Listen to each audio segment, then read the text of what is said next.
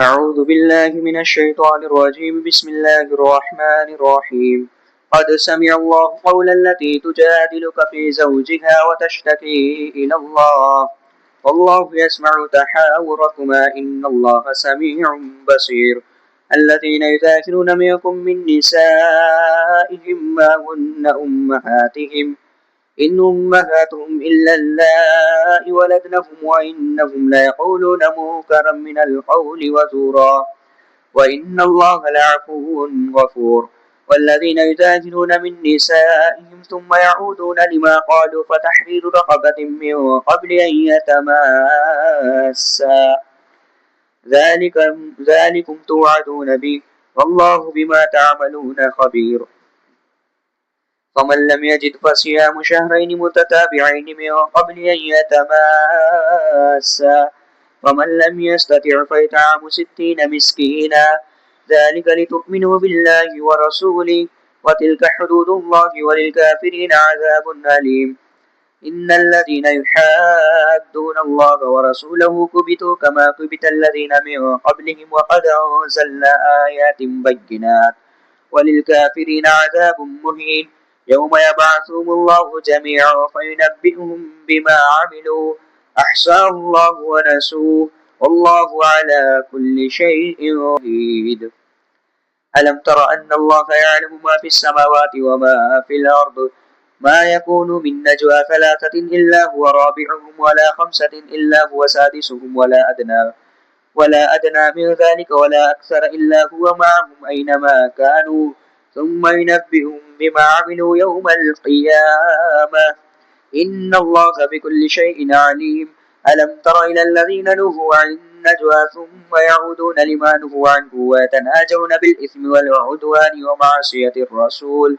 وإذا جاءوك حيوك بما لم يحيك به الله ويقولون في أنفسهم لولا يعذبنا الله بما نقول حسبهم جهنم يصلونها فبئس المصير. يا أيها الذين آمنوا إذا تناجيتم فلا تتناجوا بالإثم والعدوان ومعصية الرسول وتناجوا بالبر والتقوى واتقوا الله الذي إليه تحشرون. إنما النجوى من الشيطان ليحزن الذين آمنوا وليس بضارهم شيئا إلا بإذن الله وعلى الله فليتوكل المؤمنون. يا أيها الذين آمنوا إذا قيل لكم تفسحوا في المجالس فافسحوا يفسح الله لكم وإذا قيل انشزوا فانشزوا يرفع الله الذين آمنوا منكم والذين أوتوا العلم درجات والله بما تعملون خبير. يا أيها الذين آمنوا إذا ناجيتم الرسول فقدموا بين يدي نجواكم صدقة ذلك خير لكم وأطهر فإن لم تجدوا فإن الله غفور رحيم. أشفقتم أن تقدموا بين يدي نجواكم صدقات فإذ لم تفعلوا وتاب الله عليكم فأقيموا الصلاة وآتوا الزكاة وآتوا الله ورسوله والله خبير بما تعملون. ألم تر إلى الذين تولوا قوما غضب الله عليهم ما هم منكم ولا منهم ويحلفون على الكذب وهم يعلمون أعد الله لهم عذابا شديدا إنهم ساء ما كانوا يعملون. اتخذوا أيمانهم جنة فصدوا عن سبيل الله فلهم عذاب مهين. لا تغني عنهم أموالهم ولا أولادهم من الله شيئا أولئك أصحاب النار هم فيها خالدون. يوم يبعثهم الله جميعا فيحلفون له كما يحلفون ويحسبون أنهم على شيء ألا إنهم هم الكاذبون. استحوذ عليهم الشيطان فأنساهم ذكر الله أولئك حزب الشيطان ألا إن حزب الشيطان هم الخاسرون. إن الذين يحادون الله ورسوله أولئك في الأذلين كتب الله لأغلبن أنا ورسلي إن الله قوي عزيز. لا تجد قوما يؤمنون بالله واليوم الآخر يوادون من حاد الله ورسوله ولو كانوا آباءهم آباءهم أو أبناءهم أو إخوانهم أو عشيرتهم أولئك كتب في قلوبهم الإيمان وأيدهم بروح منه ويدخلهم جنات تجري من تحتها الأنهار خالدين فيها رضي الله عنهم ورضوا عنه أولئك حزب الله ألا إن حزب الله هم المفلحون. بسم الله الرحمن الرحيم. سبح لله ما في السماوات وما في الأرض وهو العزيز الحكيم. هو الذي أخرج الذين كفروا من من أهل الكتاب من ديارهم لأول الحشر ما ظننتم أن يخرجوا وظنوا أنهم مانعتهم حصونهم من الله فآتاهم الله من حيث لم يحتسبوا وقذف في قلوبهم الرعب يخربون بيوتهم بأيديهم وأيدي المؤمنين فاعتبروا يا أولي الأبصار ولولا أن كتب الله عليهم الجلاء لعذبهم في الدنيا ولهم في الآخرة عذاب النار ذلك بأنهم شاقوا الله ورسوله ومن يشاق الله فإن الله شديد العقاب ما قطعتم من لينة أو تركتموها قائمة على أصولها فبإذن الله وليقضي الفاسقين وما أفاء الله على رسوله منهم فما أوجبتم عليه من خيل ولا ركاب ولكن الله يسلط رسله على من يشاء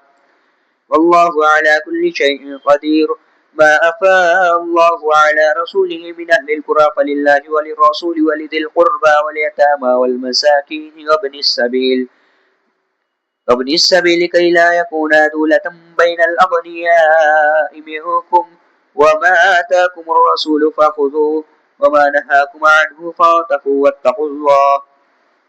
إن الله شديد العقاب للفقراء المهاجرين الذين أخرجوا من ديارهم وأموالهم يبتغون فضلا من الله ورضوانا وينصرون الله ورسوله أولئك هم الصادقون والذين تبوأوا الدار والإيمان من قبلهم يحبون من هاجر إليهم ولا يجدون في صدورهم حاجة مما أوتوا ويؤثرون على أنفسهم ولو كان بهم خصاصة ومن يوق شح نفسه فأولئك هم المفلحون والذين جاءوا من بعدهم يقولون ربنا اغفر لنا ولإخواننا الذين سبقونا بالإيمان ولا تجعل في قلوبنا غلا للذين آمنوا ربنا إنك رؤوف رحيم ألم تر إلى الذين نافقوا يقولون لإخوانهم الذين كفروا من أهل الكتاب لئن أخرجتم لنخرجن معكم ولا نطيع فيكم أحدا أبدا وإن قتلتم لننصرنكم والله يشهد إنهم لكاذبون لئن أخرجوا لا يخرجون معهم ولئن قتلوا لا ينصرونهم ولئن نصروهم ليولن الأدبار ثم لا ينصرون لأنتم أشد رهبة في صدورهم من الله ذلك بأنهم قوم لا يفقهون لا يقاتلونكم جميعا إلا في قرى محصنة أو من وراء جدر بأسهم بينهم شديد تحسبهم جميعا وقلوبهم شتى ذلك بأنهم قوم لا يعقلون كمثل الذين من قبلهم قريبا ذاقوا وبال أمرهم ولهم عذاب أليم كمثل الشيطان إذ قال للإنسان اكفر فلما كفر قال إني بريء منك إني أخاف الله رب العالمين فكان عاقبتهما أنهما في النار خالدين فيها وذلك جزاء الظالمين يا أيها الذين آمنوا اتقوا الله ولتنظر نفس ما قدمت لغد واتقوا الله إن الله خبير بما تعملون ولا تكونوا كالذين نسوا الله فأنساهم أنفسهم أولئك هم الفاسقون لا يستوي أصحاب النار وأصحاب الجنة أصحاب الجنة هم الفائزون لو أنزلنا هذا القرآن على جبل لرأيته خاشعا متصدعا من خشية الله وتلك الأمثال نضربها للناس لعلهم يتفكرون والله الذي لا إله إلا هو عالم الغيب والشهادة هو الرحمن الرحيم والله الذي لا إله إلا هو الملك القدوس السلام المؤمن المهيمن العزيز الجبار المتكبر سبحان الله عما يشركون والله الخالق البارئ المصور له الأسماء الحسنى يسبح له ما في السماوات والأرض وهو العزيز الحكيم بسم الله الرحمن الرحيم يا أيها الذين آمنوا لا تتخذوا عدوي وعدوكم أولياء تلقون إليهم بالمودة وقد كفروا بما جاءكم من الحق يخرجون الرسول وإياكم وتؤمنوا بالله ربكم إن كنتم خرجتم جهادا في سبيلي وابتغاء مرضاتي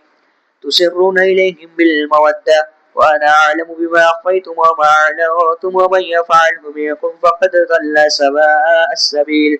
إن يثقفوكم يكونوا لكم أعداء ويبسطوا إليكم أيديهم وألسنتهم بالسوء وودوا لو تكفرون لو تنفعكم أرحامكم ولا أولادكم يوم القيامة يفصل بينكم والله بما تعملون بصير قد كانت لكم أسوة حسنة في إبراهيم والذين معه إذ قالوا لقومهم إنا براء منكم ومما تعبدون من دون الله كفرنا بكم وبدا بيننا وبينكم العداوة والبغضاء أبدا حتى تؤمنوا بالله وحده إلا قول إبراهيم لأبيه لأستغفرن لك وما أملك لك من الله من شيء ربنا عليك توكلنا وإليك أنبنا وإليك المصير ربنا لا تجعلنا فتنة للذين كفروا واغفر لنا ربنا إنك أنت العزيز الحكيم لقد كان لكم فيهم أسوة حسنة لمن كان يرجو الله واليوم الآخر ومن يتول فإن الله هو الغني الحميد عسى الله أن يجعل بينكم وبين الذين عاديتم منهم مودة والله قدير والله غفور رحيم لا ينهاكم الله عن الذين لم يقاتلوكم في الدين ولم يخرجوكم من دياركم وتبروهم وتقسطوا إليهم إن الله يحب المقتسطين إنما ينهاكم الله عن الذين قاتلوكم في الدين وأخرجوكم من دياركم وظاهروا على إخراجكم وتولوهم ومن يتولهم فأولئك هم الظالمون يا أيها الذين آمنوا إذا جاءكم المؤمنات مهاجرات فامتحنوهن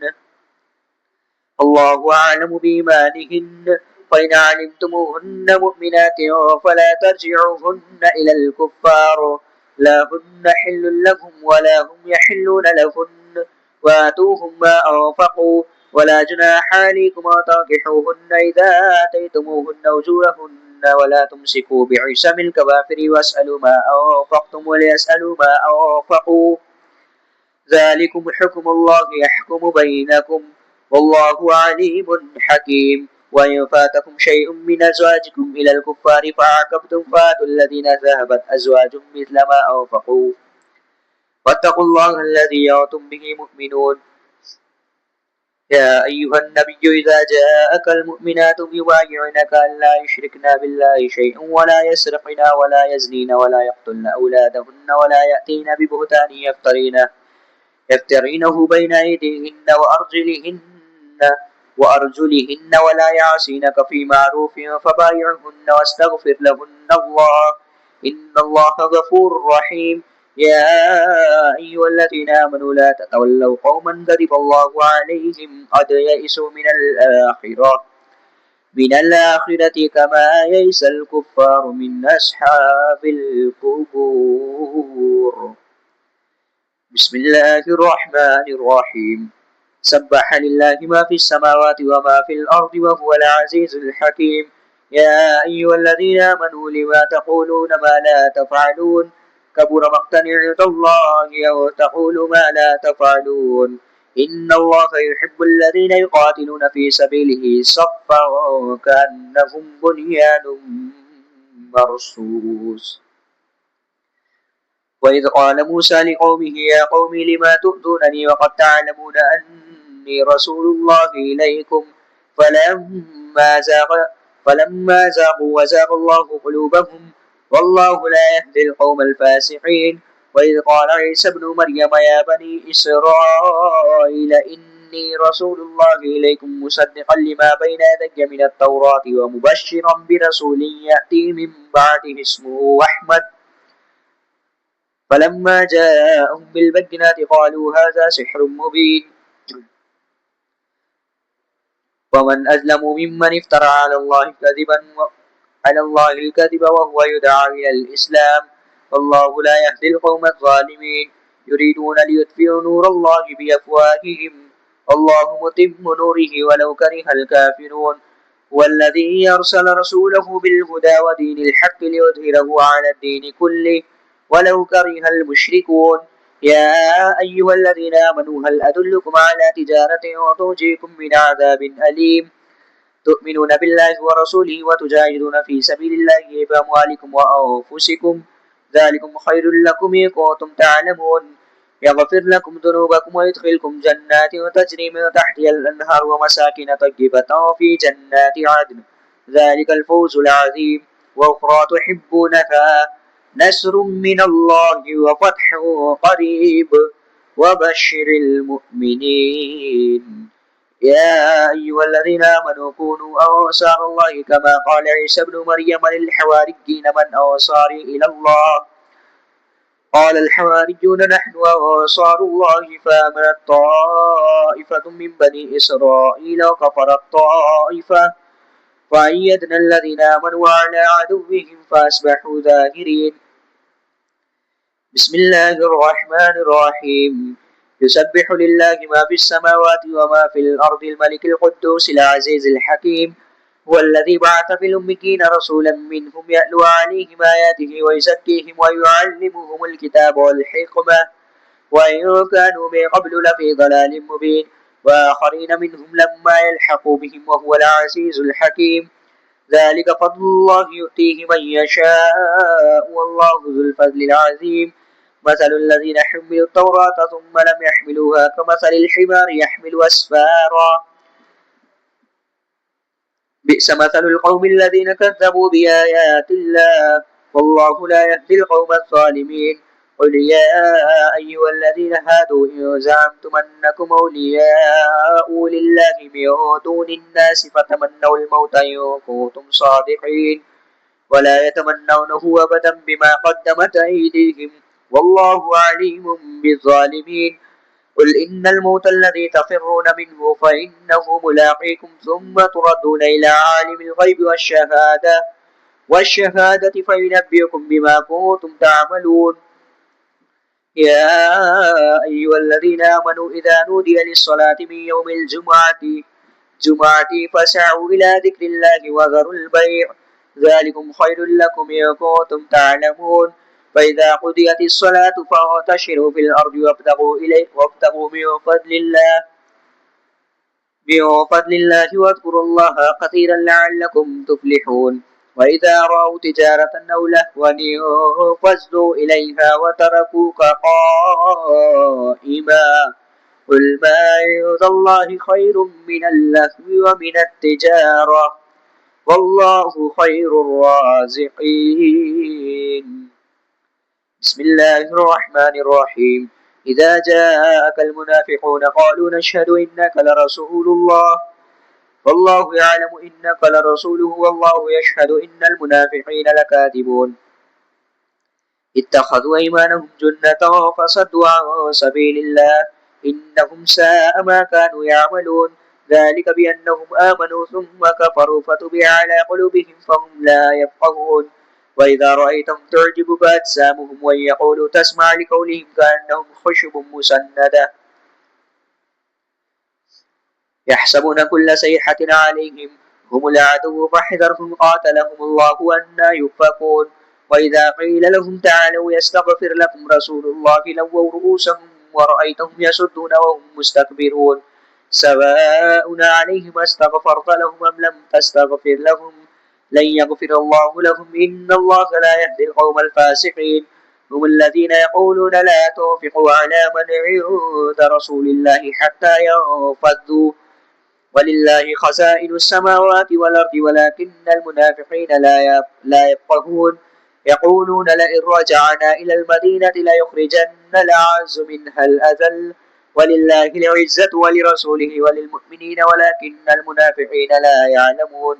يا أيها الذين آمنوا لا تلهكم أموالكم ولا أولادكم عن ذكر الله ومن يفعل ذلك فأولئك هم الخاسرون وأنفقوا مما رزقناكم من قبل أن يأتي أحدكم الموت فيقول ربي لولا أخرتني إلى أجل قريب فأصدق وأكن من الصالحين ولن يؤخر الله نفسا إذا جاء أجلها والله خبير بما تعملون بسم الله الرحمن الرحيم يسبح لله ما في السماوات وما في الأرض له الملك وله الحمد وهو على كل شيء قدير هو الذي خلقكم فمنكم كافر ومنكم مؤمن والله بما تعملون بصير خلق السماوات والأرض بالحق وصوركم فأحسن صوركم وإليه المصير يعلم ما في السماوات والأرض ويعلم ما تسرون وما تعلنون والله عليم بذات الصدور ألم يأتكم نبأ الذين كفروا من قبل فذاقوا وبال أمرهم ولهم عذاب أليم ذلك بأنه كانت تأتيهم رسلهم بالبينات فقالوا وبشر يهدوننا فكفروا وتولوا واستغنى الله والله غني حميد زعم الذين كفروا أن لن يبعثوا قل بلى وربي لتبعثن ثم لتنبؤن بما عملتم وذلك على الله يسير فآمنوا بالله ورسوله والنور الذي أنزلنا والله بما تعملون خبير يوم يجمعكم ليوم الجمع ذلك يوم التغابن ومن يؤمن بالله ويعمل صالحا يكفر عنه سيئاته ويدخل جنات تجري من تحتها الأنهار خالدين فيها أبدا ذلك الفوز العظيم والذين كفروا وكذبوا بآياتنا أولئك أصحاب النار خالدين فيها وبئس المصير ما أصاب من مصيبة إلا بإذن الله ومن يؤمن بالله يهد قلبه والله بكل شيء عليم وأطيعوا الله وأطيعوا الرسول فإن توليتم فإنما على رسولنا البلاغ المبين الله لا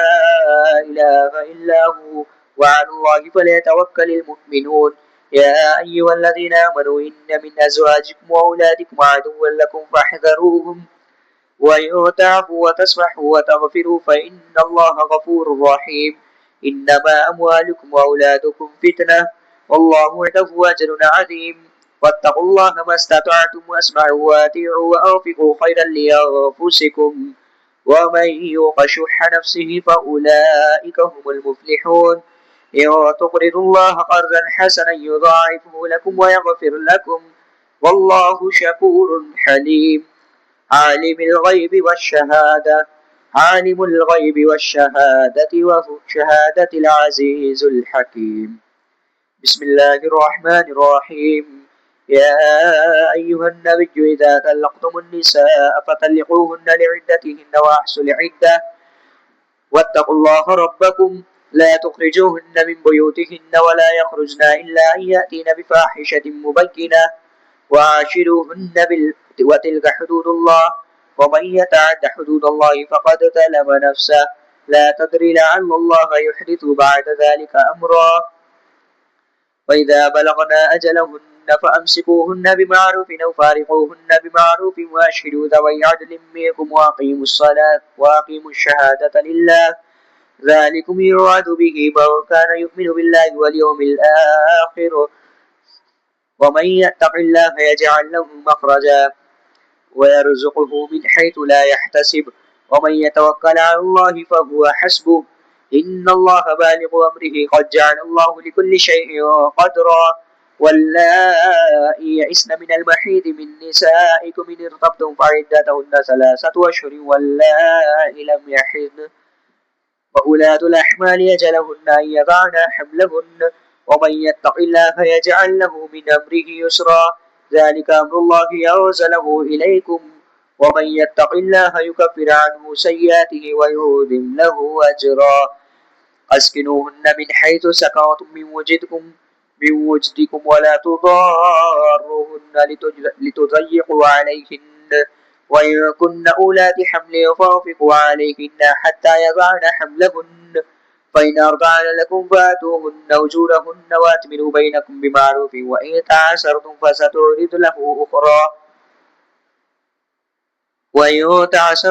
فسترضع له أخرى لينفق ذو سعة من سعته وما قدر عليه رزقه فلينفق مما آتاه الله لا يكلف الله نفسا إلا ما آتاها سيجعل الله بعد عسر يسرا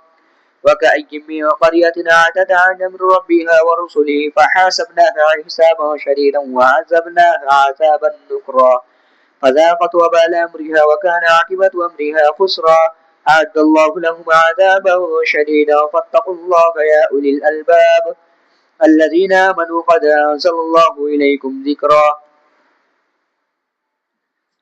رسولا يتلو عليكم آيات الله مبينات ليخرج الذين آمنوا وعملوا الصالحات من الظلمات إلى النور ومن يؤمن بالله ويعمل صالحا يدخله جنات تجري من تحتها الأنهار خالدين فيها أبدا قد أحسن الله له رزقا الله الذي خلق 7 سماوات ومن الأرض مثلهن يتنزل الأمر بينهن لتعلموا أن الله على كل شيء قدير وأن الله قد أحاط بكل شيء علما بسم الله الرحمن الرحيم يا أيها النبي لما تحرم ما أحل الله لك تبتغي مرضات أزواجك والله غفور رحيم قد فرض الله لكم تحلة أيمانكم والله مولاكم وهو العليم الحكيم وإذا سر النبي إلى بعض أزواجه حديثا فلما نبأت به وأظهر الله عليه عرف بعده وأعرض عن بعد فلما نبأ به قالت من أنبأك هذا قال نبأني العليم الخبير إن تتوبا إلى الله فقد صغت قلوبكما وإن تظاهر عليه فإن الله هو مولاه وجبريل وصالح المؤمنين والملائكة بعد ذلك ظهير عسى ربه إن طلقكن أن يبدله أزواجا خيرا منكن مسلمات مؤمنات قانتات تائبات عابدات سائحات طيبات وأبكارا يا أيها الذين آمنوا قوا أنفسكم وأهليكم نارا وقودها الناس والحجارة وعليها ملائكة غلاظ شداد لا يعصون الله ما أمرهم ويفعلون ما يؤمرون يا أيها الذين كفروا لا تعتذروا اليوم إنما تجزون ما كنتم تعملون يا أيها الذين آمنوا توبوا إلى الله توبة نصوحا عسى ربكم أن يكفر عنكم سيئاتكم ويدخلكم جنات تجري من تحتها الأنهار يوم لا يخزي الله النبي والذين آمنوا معه نورهم يسعى بين أيديهم وبأيمانهم يقولون ربنا أتمم لنا نورنا واغفر لنا إنك على كل شيء قدير يا أيها النبي جاهد الكفار والمنافقين واغفر عليهم